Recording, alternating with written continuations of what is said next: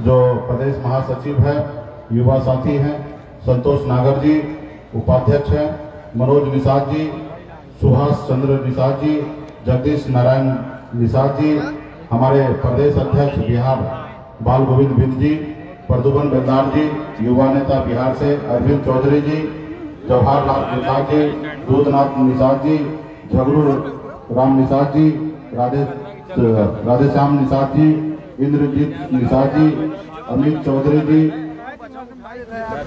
पुष्पा अंजू बिंद जी, Shrimati रंजनाथ Nishad ji, OP Kashyap ji, अनुराग बिंद जी, यहाँ पर उपस्थित हमारे रमेश बिंद जी, अंबिका बिंद जी, कमलेश निषाद जी, पंचम निषाद जी, रामसागर निषाद बिंद जी, मनोज बिंद जी, कमलेश बिंद जी, जंग बहादुर निषाद जी, और यहाँ पे उपस्थित हमारे बड़े संख्या में उनके समर्थन यहाँ पर उपस्थित है। हमारे युवा नेता सुमित सिंह जी जो जिला उपाध्यक्ष है, राजेश बिंद जी, यहाँ पे उपस्थित हमारे साथ आए हैं बीरू जी, रामनाथ निषाद जी गोरखपुर से आए हैं, बीरू जी हमारे राष्ट्रीय उपाध्यक्ष हैं, और सभी मंच पे उपस्थित जिनका नाम नहीं ले पाया हूँ, सभी हमारे सम्मानित नेतागण हैं। अन्य जिले से भी हमारे जिला अध्यक्ष जौनपुर इंद्रजीत बिंद जी हैं, हमारे प्रदेश उपाध्यक्ष जगदीश नारायण निषाद जी हैं, मंडल अध्यक्ष बनारस अरविंद चौधरी जी हैं, रामनाथ निषाद जी हैं, यहाँ पे आयुष निषाद जी हैं, अनुराग निषाद जी हैं। तमाम हमारे सभी मंच पे उपस्थित सभी नेतागण, सभी सम्मानित गार्जियन, सभी को बहुत बहुत धन्यवाद। और मैं खास करके दीपक जो आए हैं मुजफ्फरपुर जिला बिहार से, जो तकरीबन उत्तर प्रदेश में जितने भी रैली हुए हैं, हर जगह यहाँ पे युवा नेता अपने वीआईपी पार्टी को प्रचार करने के लिए पहुंचे हैं। विशेष तौर पे इनको मैं धन्यवाद देता हूँ कि इनको माला पहना के मैं स्वागत करना चाहूँगा।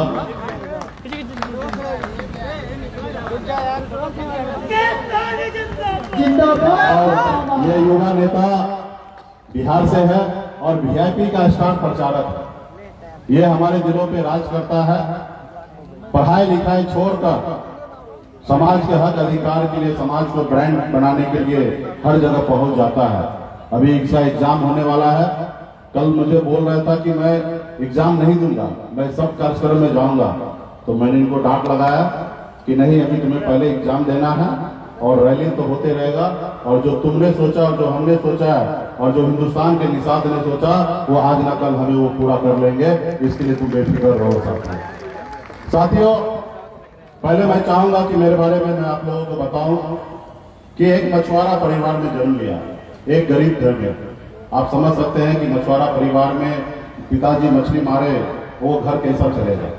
और इसलिए गरीब घर में मैंने जन्म लिया, और जिस उम्र में मुझे खेलना कूदना था, स्कूल कॉलेज जाना था, अपने परिवार के साथ रहना था, उस उम्र में 18 साल की उम्र में अपने घर, अपने परिवार, अपने रिश्तेदार सबको छोड़कर मैं मुंबई जैसे शहर चला गया अपनी जिंदगी को बेहतर बनाने के लिए, अपने परिवार को बेहतर बनाने के लिए। वहां पे जाके मैंने बहुत संघर्ष किया, मेहनत किया, मजदूरी किया। यानी कि 30 रुपया रोज पे मैंने काम किया, 900 रुपया महीने पे नौकरी मैंने किया। जिस दुकान में काम करता था उसी दुकान में सोता था, और नहाने के लिए पब्लिक शौचालय में जाता था, वहां पे सारी चीजें जिंदगी बिताता था। रहने के लिए घर नहीं था। मैंने ऐसी जिंदगी जिया, लेकिन आप लोगों का आशीर्वाद, माता पिता के आशीर्वाद, आप लोगों के लिए लड़ाई लड़ने के लिए आप लोगों का आशीर्वाद, हमारे पूर्वज का आशीर्वाद के दम पर मैंने बहुत ही कम समय में मैंने एक आसमान जैसे चूमते हुए बुलंदी को मैंने चूम लिया।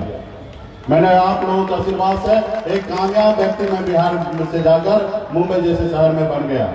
एक समय आया कि हजारों लोग हमारे कंपनी में काम कर रहा था, तो ऐसी जिंदगी में जी रहा था। 2012-14 तक तो मुझे ही नहीं पता था कि कहां से क्या क्या काम हो रहा है, कितने पैसे आ रहे हैं।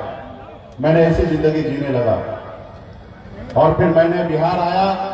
मैंने देखा, समाज के बीच में घूमा, तो मैंने देखा कि लोग चांद पे घर बनाने के लिए सोच रहा है, लेकिन इस धरती पर हमारे लोगों के लिए रहने के लिए घर नहीं है, रोड नहीं है, सड़क नहीं है, बिजली नहीं है, पानी नहीं है, 2 वक्त बेहतर खाना खा सके उसके लिए उनके पास व्यवस्था नहीं है। और लोग बड़े बड़े लोग हैं, बड़े बड़े शहर में बड़े बड़े करोड़ों की गाड़ी में घूम रहे हैं। मैंने कहा नहीं, मुझे इनके लिए कुछ ना कुछ करना है। और मैंने 2014 से मैंने मुंबई के ऐशोआराम की जिंदगी को छोड़ दिया और बिहार में अपने समाज के हक अधिकार के लिए मैंने लड़ाई लड़ने लगा। हर एक पॉलिटिकल पार्टी के पीछे घूमते रहा कि भैया हमारे समाज के लिए कुछ काम कर दो, हमारे समाज के लोगों को तुमको विधायक बना दो, सांसद बना दो, ताकि उनके कोई सुनेगा, कोई पहचान होगा, कोई पैरवी होगा, कहीं पे कुछ होगा। लेकिन कोई नहीं सुन रहा था। और गांव सब में आप तो देखते ही होंगे, जिसके पास पावर है, पैसा है, उसी के पास सब कुछ है। जो गरीब है, जिसके पास कुछ भी नहीं है, उसके पास कुछ भी नहीं है।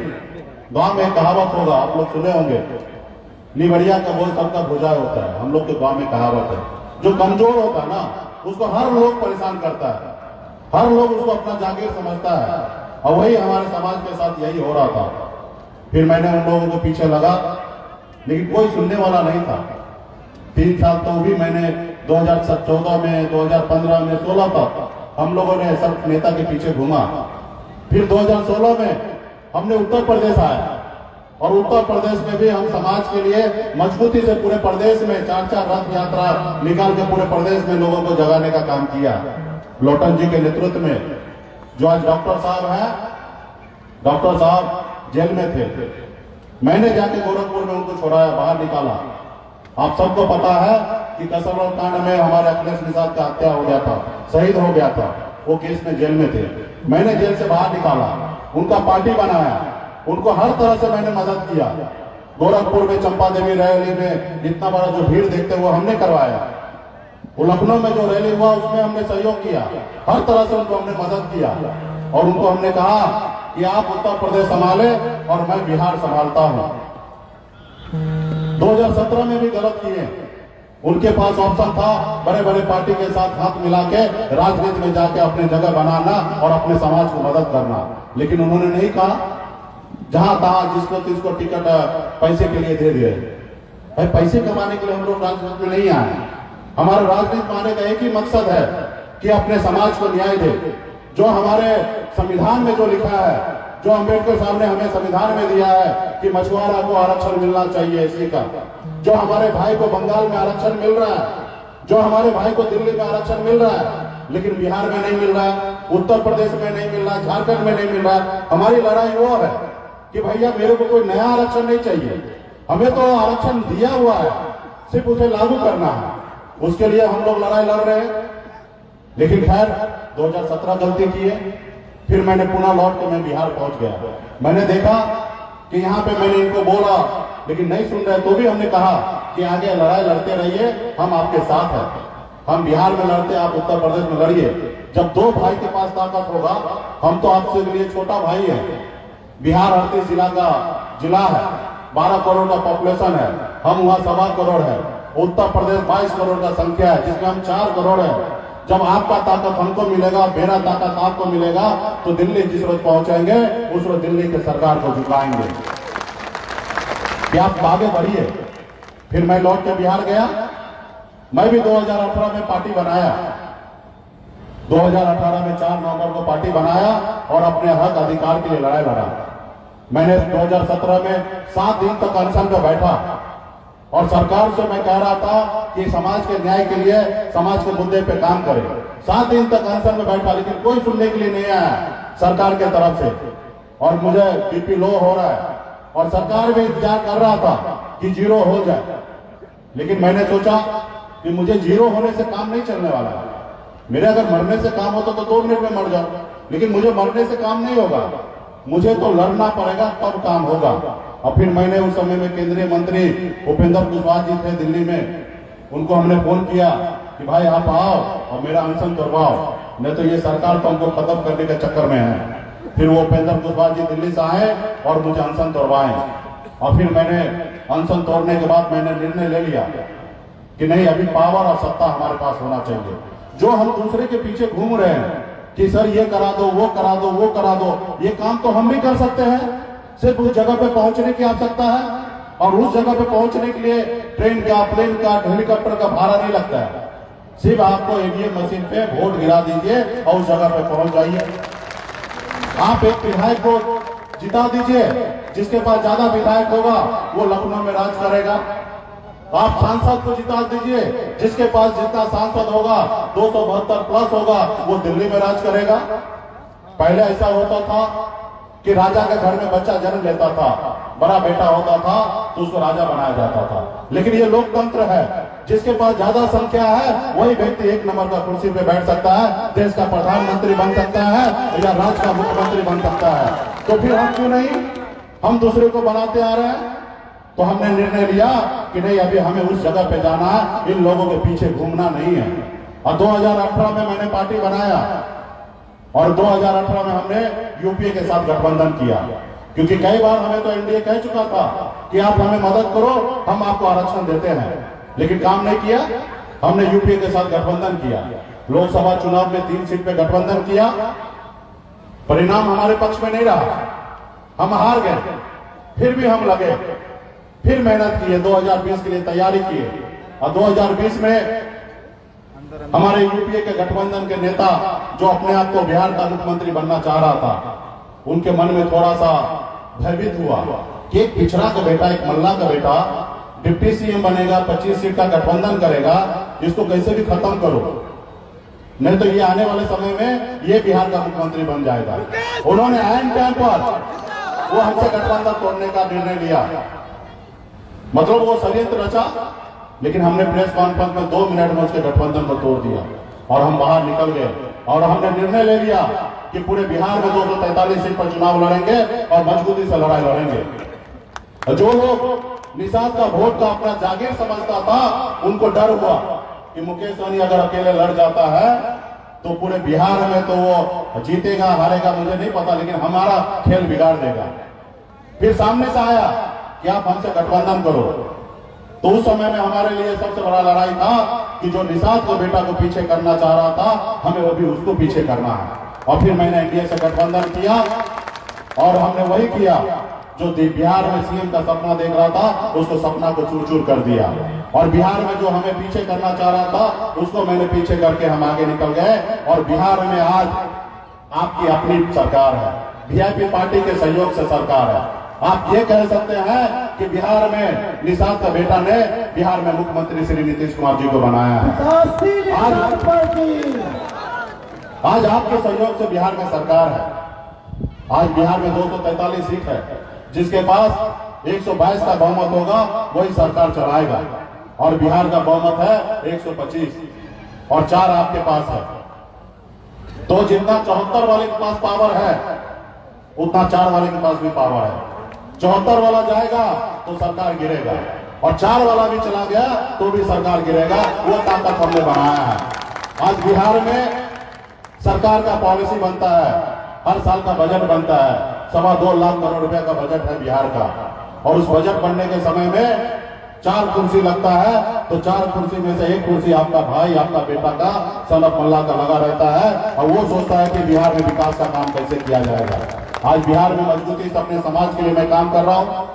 निषाद समाज के लिए 90% अनुदान हम दे रहे हैं, जो हिंदुस्तान में कहीं पे भी सरकार की तरफ से ऐसी कोई पॉलिसी नहीं है। आपको गाड़ी खरीदना है 90% अनुदान है, आपको पशु पालना है 90% अनुदान है, आपको नया तालाब बनाना है 90% अनुदान है। आज बिहार में जितने भी पोखर तालाब है सब पे निषाद का कब्जा है। सिर्फ निषाद का ही बेटा का पट्टा मिलेगा, गैर मछुआरा को पट्टा नहीं मिलेगा। ये ताकत है हमारे पास। आज हमारे गंगा जी में मछुआरा के लिए फ्री है कि आप मछली मारो और अपने घर को चलाओ। 1 रुपया सरकार को टैक्स देने की जरूरी नहीं है। आज ये विकास का हम लोग काम कर रहे हैं। अभी हमने हाल फिलहाल में इस साल में 200 करोड़ रुपया खर्चा करके पूरे बिहार में मछली बाजार बना रहे हैं, ताकि मछुआरा मछली मार के आए और छाव में बैठकर अपनी मछली को बेचे, अच्छे रेट में बेचे। आज वो हमने ताकत बनाया है। और ये कैसे बना? ये निषाद ने अपने पैर पे खड़ा हुआ और उन्होंने देखा कि बहुत हो गया दूसरे को राजा बना के, अभी अपने बेटा को राजा बनाएंगे। वहां पे हमने एक बार निर्णय ले लिया कि नाव छाप पे चढ़ना है और एनडीए के साथ रहना है। सारे के सारे निषाद एक साथ हो गए और वहां पे अपनी सरकार बना लिया। आज आपका बिहार में सरकार है। आज लेकिन उत्तर प्रदेश में क्या हो रहा है भैया? जात के नाम पे आप हीरो बन रहे। आज मुकेश सहनी इतना बड़ा भीड़ है, क्या मैं शाहरुख खान दिखता हूँ? नहीं, मैं एक मल्ला का बेटा हूँ और मैं ईमानदारी से काम कर रहा हूँ, मेहनत कर रहा हूँ, तब आज लाखों लोग मुझे जान रहा है, पहचान रहा है। तो इसलिए आज आपके दम पे मैं हूं, आप हैं तो हम हैं, अगर आप नहीं रहेंगे तो हम जीरो। लेकिन ये नेता को नहीं समझ में आता है। समाज के नाम पे हीरो बनते हैं, जब समाज को लड़ाई लड़ने की बात होता है, समाज को कुछ देने की बात होता है, उस समय अपने परिवार दिखने लगता है।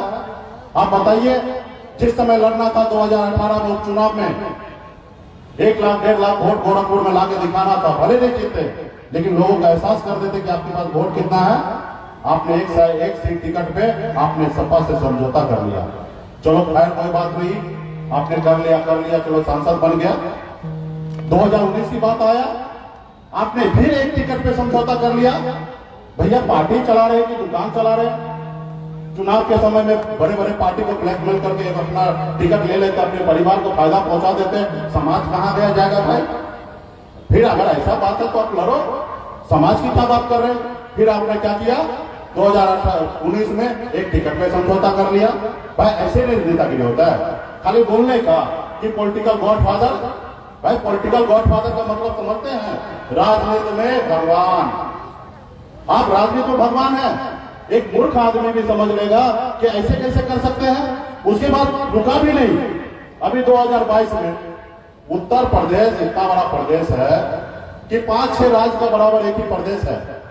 और ये प्रदेश ऐसा है कि जिसका बिहार उत्तर प्रदेश में सरकार होगा वही दिल्ली में राज करेगा। जो भी उत्तर प्रदेश जीतेगा, उत्तर प्रदेश से ही रास्ता दिल्ली पहुंचता है। अगर यहाँ पे अगर किसी का गाड़ी रुक जाए तो उत्तर प्रदेश का दरवाजा, दिल्ली का दरवाजा बंद हो जाएगा। अभी 2022 में चुनाव होने वाला है, 3-4 महीने के बाद चुनाव होने वाला है, और आप इस प्रदेश का हीरो है, निषाद का बेटा है, और यहाँ पे आपने एक एमएलसी में अपने आप को छोड़ दिया।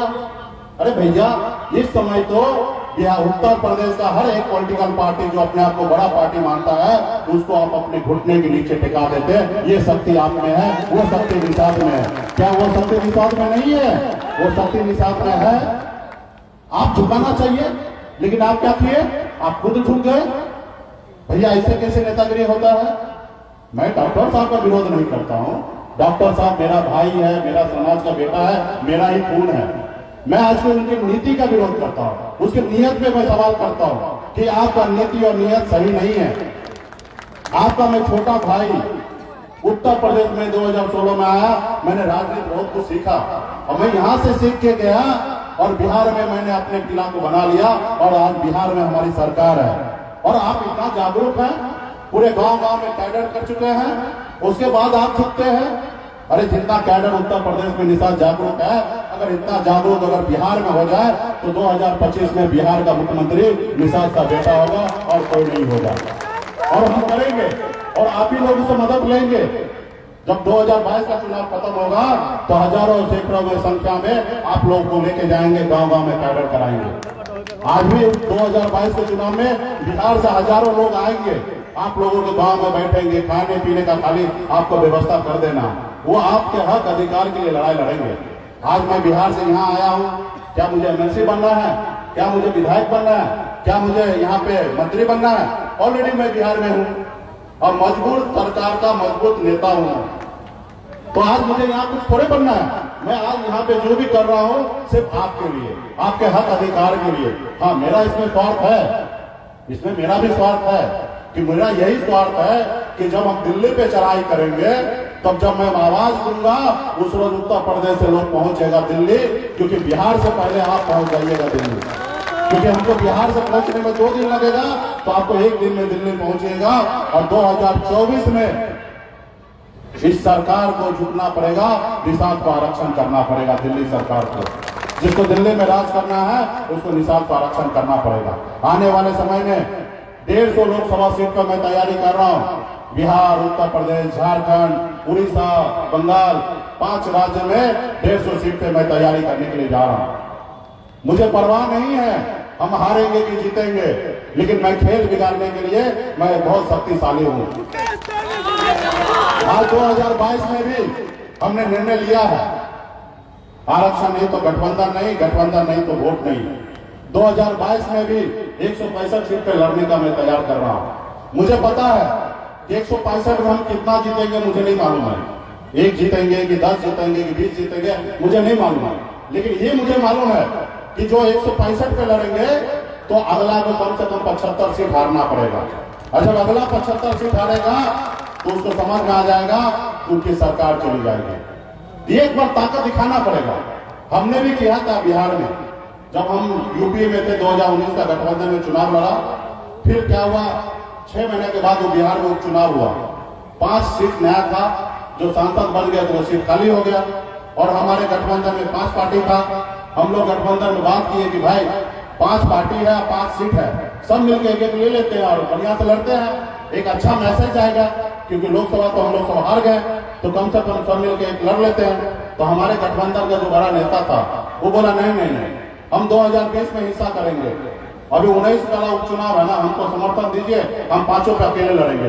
बोला ऐसा कैसा होगा भाई, 5 को रोटी है, सब मिल के खाइए, ऐसा कैसे, गठबंधन का मतलब क्या होगा। तो बोला नहीं, तो बोला ठीक है, आप अपने घर में अपने घर, आप भी लड़िए, हम भी लड़ते हैं, दोस्ताना संघर्ष करते हैं, गठबंधन बरकरार रखते हैं और दोस्ताना संघर्ष करते हैं। हम जीतते हैं, आप जीतते, बात बराबर होगा। 4 जगह हम आपको समर्थन देते, लेकिन एक जगह तो हम लड़ेंगे, क्योंकि मेरा अधिकार है। और मैंने लड़ा, और मैंने क्या किया, गांव-गांव में घूम घूम कर अपने समाज का वोट अपने पार्टी में डलाया और 25,000 वोट मुझे मेरे पार्टी को मिला। और उसके कारण वहां पे जो हमारे वोट को जागीर समझता था, उनका कैंडिडेट हार गया और 25,000 वोट आया। और पूरे बिहार को पता चल गया कि मुकेश सहनी सिर्फ बोलता नहीं है, करके दिखाता है कि 15% उनके पास वोट है। और जिस आदमी के पास 15% वोट है, उससे कैसे नहीं लोग घबराएगा। मैंने दिखाया। तो एक बार बिहार से उत्तर प्रदेश में भी दिखाना पड़ेगा कि आपके पास 15% वोट है। तो आपको बोलिएगा तो नहीं मानेगा। आज रैली क्यों करना पड़ता है, ताकि दिल्ली वाले को, लखनऊ वाले को पता चले कि नहीं, आपके साथ नहीं है निषाद, निषाद जो है निषाद के बेटा के साथ है। एक आदमी को मैनेज करने से, एक आदमी को खरीदने से पूरा उत्तर प्रदेश का निषाद है ना, बिकने वाला नहीं है। एक आदमी गलत कर सकता है, लेकिन पूरे उत्तर प्रदेश के निषाद गलत नहीं कर सकता है। पूरे उत्तर प्रदेश के निषाद को तो अपने बेटा को हक अधिकार के लिए लड़ाई लड़ना है। और निश्चित तौर पे सिर्फ आप लोगों का आशीर्वाद चाहिए, आप लोगों के सहयोग से उत्तर प्रदेश में लड़ेंगे और बड़े से बड़े पार्टी को झुकाएंगे। और आने वाले समय में जिस तरीके से आपका बिहार में सरकार है, उसी तरीके से हम लोग उत्तर प्रदेश में भी सरकार बनाएंगे। इसके लिए मजबूती से आप लोगों को लगना पड़ेगा, गांव-गांव में मेरे संदेश को पहुंचाना पड़ेगा, एक एक चीज को बताना पड़ेगा, हर एक युवा को खड़ा होना पड़ेगा। आप देखिए ना, आजादी को 75 साल हो गया, एक छोटा सा काम नहीं करा पा रहे हैं। जब संविधान में हमें आरक्षण मिला है और वो हम लागू नहीं करा पा रहे हैं, तो आप बताइए कि हम क्या कर रहे हैं। वो तो छोड़ दीजिए, ये सरकार में अभी हाल फिलहाल में आप देखा होगा, इस देश में लोग राम को मानता, कोई रहीम को मानता है, जिसको जिसको मानना माने, कोई किसी को रोक टोक नहीं है। हमने क्या किया, हमारे कुल के, हमारे माँ बहन बेटी वीरांगना फूलन देवी को हम मानने के लिए गए, क्योंकि हम उनके बताए हुए रास्ते पर चलेंगे, संघर्ष करेंगे, मेहनत करेंगे, अन्याय के साथ लड़ेंगे। उन्होंने भी वही काम किया। पूरा दुनिया उनको माना कि महिला सिर्फ चूड़ी नहीं पहनती है, उसके साथ अन्याय करेगा तो हर अन्याय का बदला लेने के लिए तैयार है। दुनिया उनको माना। उनको किसी एक जाति विशेष से लड़ाई नहीं था, वो व्यक्ति से लड़ाई था जो उन्होंने गलत किया। उसके बावजूद भी उनको सजा मिला, 10 साल सजा काट के आया। उसके बाद भी इस उत्तर प्रदेश के धरती पे हर जाति धर्म के लोगों ने 2-2 बार उनको सांसद बनाया। उसके बाद क्या किया, जो लोगों को हजम नहीं हो रहा तो उन्होंने उनका हत्या करा दिया। चलो वहां से भी उनका मन नहीं भरा। अभी हम लोगों ने सब चीज भूलकर हम वीरांगना फूलन देवी को अपना आदर्श मान के उनको हमने सोचा कि उत्तर प्रदेश में मैं पैर रख रहा हूं, माता फूलन देवी का आशीर्वाद लेते हैं, पूरा उत्तर प्रदेश में 18 प्रतिमा लगाते हैं, एक माल्यार्पण करेंगे।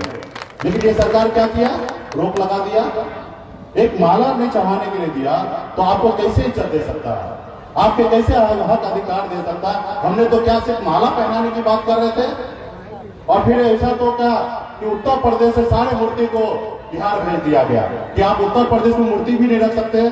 भैया ये क्या तकलीफ है, सिर्फ आप बोलने की बात करते हैं, सबका साथ, सबका विश्वास, सबका साथ, ये बोलने की बात है। कहाँ दिख रहा है सबका साथ में? निषाद समाज नहीं दिख रहा है, निषाद समाज भी है सबका साथ में।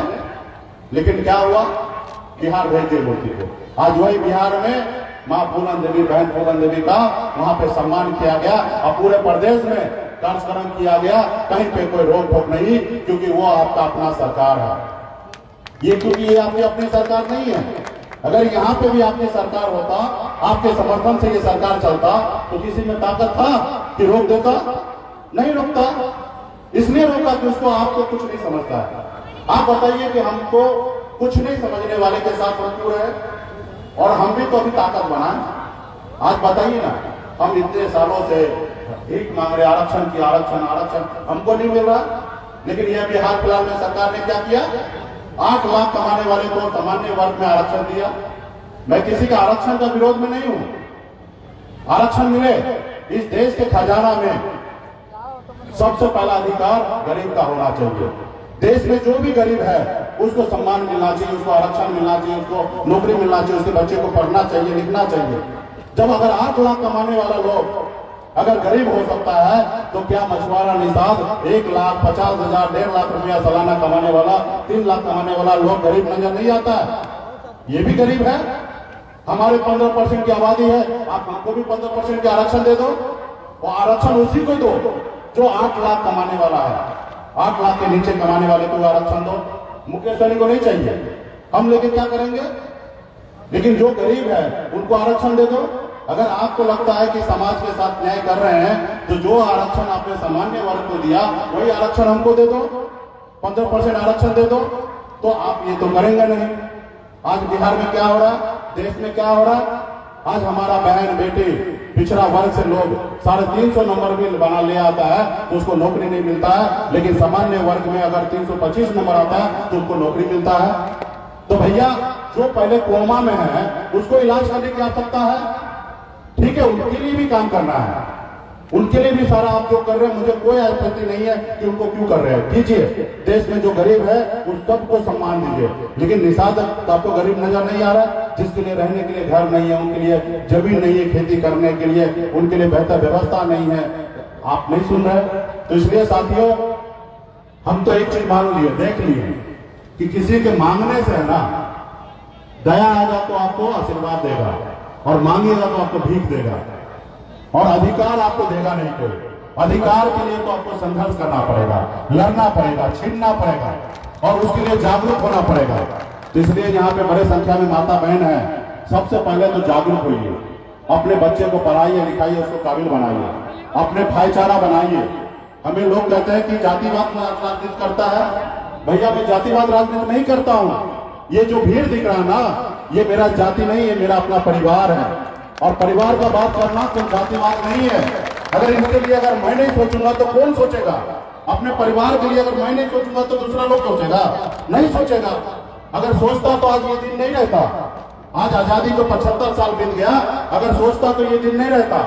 आज हमें मुंबई के शहर छोड़कर बिहार नहीं आना पड़ता, या उत्तर प्रदेश नहीं आना पड़ता। तो इसलिए ये मेरा जाति नहीं है, ये मेरा अपना परिवार है, और मैं अपने परिवार के लिए काम करता हूँ। और मैं आज पॉलिटिकल पार्टी चला रहा हूँ, यहाँ पे हर जाति सभी धर्म के लोगों को स्वागत करता हूँ। लेकिन ये पार्टी निषाद का रीढ़ का हड्डी है, ये पार्टी का रीढ़ का हड्डी है, क्योंकि मुझे मालूम है, मुझे सब कोई हीरो नहीं मानेगा। मेरा तो जो अपने परिवार के लोग हैं वही सनत मल्ला कहता है, गर्व से कहता है, वही मुझे हीरो मानता है।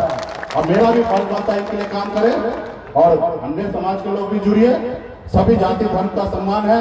आज बिहार में देखिए 11 सीट में हम हर जाति धर्म को लोगों को टिकट दिया, हर लोग जीत के आए, और आपको भी मौका मिलेगा।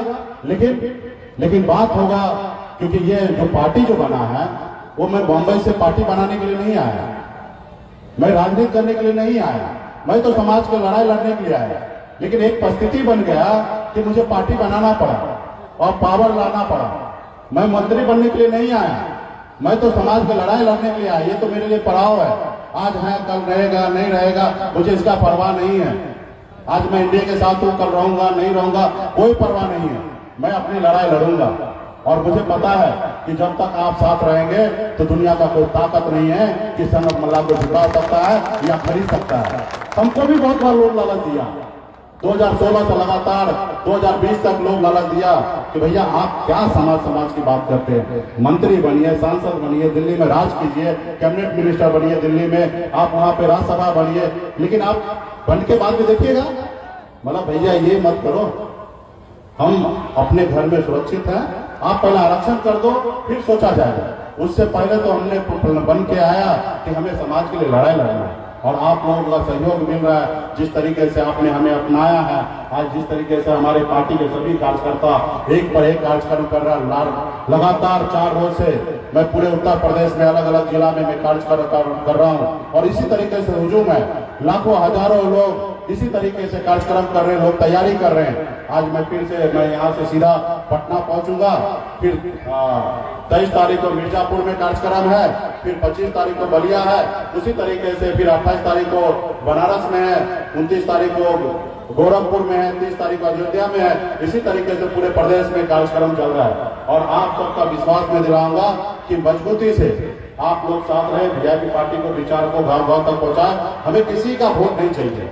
जब चुनाव का समय आएगा ना, सिर्फ अपना वोट अपनी पार्टी को डाल के देखेंगे। हमें पता है इसका परिणाम अभी नहीं, 2024 में दिखेगा। इसलिए आप अपने पार्टी के साथ रहिए। और डॉक्टर साहब के बारे में भी पत्रकार बोला कि भैया वो आएंगे तो स्वागत, बोला आ जाए, अभी भी मौका है कि उत्तर प्रदेश का बड़ा नेता उसी को बनाएंगे, कि आज वीआईपी पार्टी में आ जाए और उत्तर प्रदेश का बड़ा नेता वही कहलाएंगे। हम अपना कितना काम छोड़ के आना पड़ता है कि बिहार के नेता जनता ने, बिहार के लोगों ने हमें बैठाया कि हमारा काम करने के लिए, मैं आज उसका काम छोड़कर यहाँ आ रहा हूँ। तो मैं तो समस्या है, इसलिए मैं आ रहा हूँ कि यहाँ पे लोग मजबूती से नहीं करा पा रहे हैं और अपने लोग लालच में चले जा रहे हैं। तो इसलिए आने वाले समय में वीआईपी पार्टी पूरे देश में राज करेगा, और पूरे देश में निषाद समाज अपने हक अधिकार के लिए संघर्ष करेगा। इसलिए तमाम हमारे युवा साथी, यहाँ पे मीडिया बंधु भी जुड़े हैं, आप सभी को भी बहुत बहुत धन्यवाद। और यहाँ पे हमारे जिला पदाधिकारी, सभी पदाधिकारी को, आप सभी को धन्यवाद है कि आपने बेहतर व्यवस्था करके रखा है। क्योंकि मुझे आना था यहाँ 1:30 बजे, लेकिन बनारस में वहाँ पे श्रीलंका के राष्ट्रपति जी को आज आना था, तो वहाँ पे हेलीकॉप्टर मूवमेंट थोड़ा जल्दी करना था, इसलिए मैं पहले आ गया। रात को हमने डीएम साहब को फोन किया कि प्रोग्राम में थोड़ा चेंजिंग है, सुबह मॉर्निंग जल्दी आ जाएंगे, लेकिन मुझे उम्मीद नहीं था कि जिला प्रशासन इतना एक्टिव होकर जल्दी काम करा देंगे। लेकिन आपको बहुत बहुत धन्यवाद देता हूँ कि हमें आने से पहले सारा व्यवस्था आपने किया था, इसके लिए आपको भी बहुत बहुत धन्यवाद। हमारे पार्टी के सभी पदाधिकारी को धन्यवाद, विशेष तौर पे माता बहन को भी बहुत बहुत धन्यवाद। आपके हक अधिकार के लिए मैं लड़ाई लड़ रहा हूँ। युवा साथी यहाँ से जाएंगे, जैसे आपके पूर्वज 75 साल से संघर्ष किया। मैं पहला आदमी नहीं हूँ कि मैं समाज की बात कर रहा हूँ, समाज के हक अधिकार के लिए लड़ाई लड़ रहा हूँ। हमारे दादाजी, हमारे पिताजी, हमारे उससे पूर्व सब कोई कोशिश किया, लेकिन हम लोग पूरा नहीं किए। लेकिन आज उन्हीं को सपना को साकार करना है। इसलिए गांव गांव तक घूमकर, सिर्फ 5 महीना 6 महीने का समय है, 6 महीने में उत्तर प्रदेश का राजा कौन होगा वो पता चल जाएगा। तो इसलिए उत्तर प्रदेश का राजा कौन बनेगा, किसको बनाना है, कैसे बनेगा, उसका डिसीजन आपके हाथ में होना चाहिए। इसके लिए 6 महीना गांव गांव में घूम घूम कर अपने लोगों को जगाइए, बताइए और हमारे बारे में जानिए।